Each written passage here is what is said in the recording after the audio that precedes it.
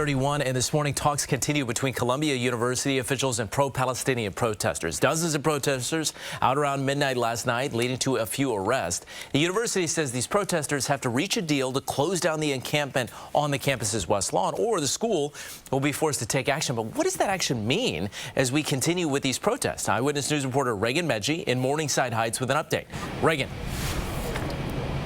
Yeah, Mike, one of the main things Dr. Manoush Shafiq, the president of Columbia University, wants to address is the commencement, which is scheduled for May 15th. The hope is that the encampments and the protesting will move off the South Lawn by then.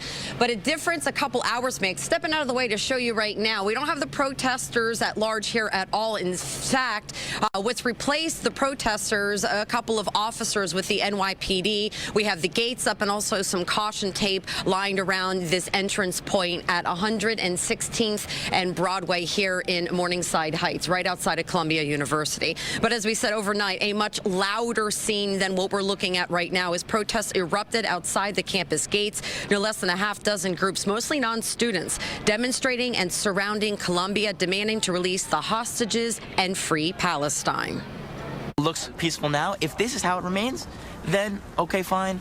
I'm okay with that. I know that if we see a free Palestine within our lifetime, I am one step closer to the Jewish safety that myself, all my peers are looking for.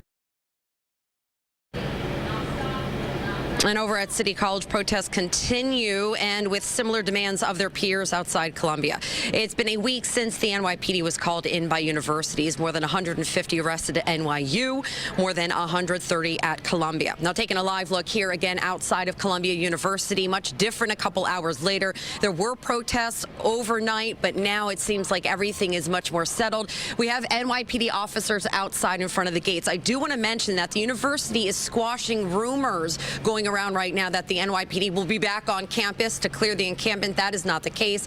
Students are still in an encampment on the South Lawn as we speak at this hour. At 9:30 this morning, then again at 1:30 this afternoon, there will be two separate pro-Israel groups expected here outside the campus. We're live here in Morningside Heights. Reagan Medji, Channel 7 Eyewitness News. Reagan, thanks so much.